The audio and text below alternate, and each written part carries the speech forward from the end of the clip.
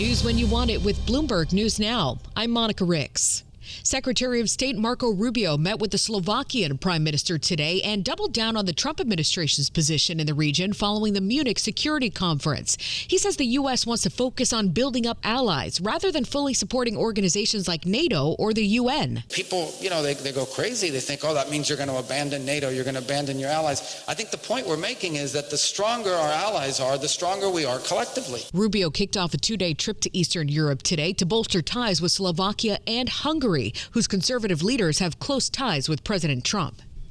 Iran's top diplomats headed to Geneva now, where a second round of nuclear talks are expected to take place with the U.S. this week. Oman will continue to mediate. But similar talks broke down last year after Israel launched what became a 12-day war on Iran, including that U.S. bombing of Iranian nuclear sites. President Trump has threatened to strike again if Iran can't limit its nuclear ambitions. He's also threatened to step in over Iran's deadly crackdown on anti-government protests.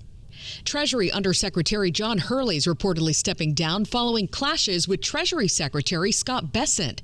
Hurley served as the Trump administration's top sanctions official for terrorism and financial intelligence. But sources tell Bloomberg there was internal tension over tactics and targets of U.S. sanctions policy. Officials are now said to be floating Hurley for several ambassador roles to keep him in the fold. Just in time for tax season, the Treasury Department and IRS have released new guidance on restrictions to clean energy tax credits under President Trump's Big Beautiful Bill. Bloomberg's Nathan Hager has more from Washington. The guidance provides more details on prohibited foreign entity rules, which require clean energy developers to limit contracts and supplies from China, Russia, and other covered nations. The specific rule is related to what's called the Material Assistance Cost Ratio. Companies have to calculate it so they make sure components from those countries don't exceed a certain amount. Tax practitioners say this is one of the more complex areas in the new tax law. In Washington, I'm Nathan Hager, Bloomberg Radio. Travel and airline industry groups warn this latest partial government shutdown is threatening to disrupt air travel as the busy spring break travel period approaches. TSA falls under the Homeland Security umbrella, so right now officers are working without pay. But flights may not be as impacted this time around because air traffic controllers are still getting their paychecks. The European Central Bank is working to revamp its currency appeal. Here's Bloomberg's Ed Kalegi. The European Central Bank is prepared to offer euro liquidity to monetary authorities from around the world, an effort to prevent market tensions and increase global use of the single currency. In a statement Saturday, the Frankfurt-based institution said it will extend repo lines to all central banks unless excluded on the grounds of, in particular, money laundering, terrorist financing, or international sanctions, adding that the changes will apply as of the third quarter. Ed Kalegi, Bloomberg Radio. Rising coffee prices are changing how some Americans get their caffeine. According to new government data, prices were up nearly 20% in December from a year ago and up almost 50% over the last 5 years. It's forcing consumers to cut back on cafe visits, switch to cheaper brews, or give up Java altogether.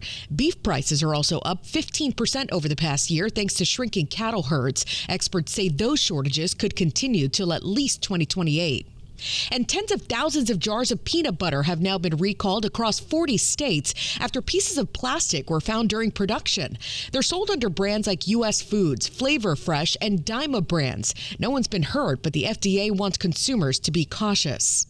All smiles aboard the International Space Station today as Crew 12 arrived this morning, replacing some members of Crew 11 who had to cut their mission short over health concerns. Astronaut Jessica Meyer. The crew up here, and it's really a testament to everything that we do. We have so many countries represented, so many backgrounds, so many disciplines, and we are so excited to be here. Their mission will last about 9 months. The Daytona 500 set to get underway soon in Central Florida. Race time was pushed up by an hour due to weather concerns, but drivers will mostly have to deal with strong winds today. William Byron will be chasing his third consecutive win. Kyle Busch will start on the pole. And Team USA's racked up 17 medals so far at the Winter Olympics, including 5 gold. Norway still leads the overall medal count with 24. And that's news when you want it with Bloomberg News Now. I'm Monica Ricks, and this is Bloomberg.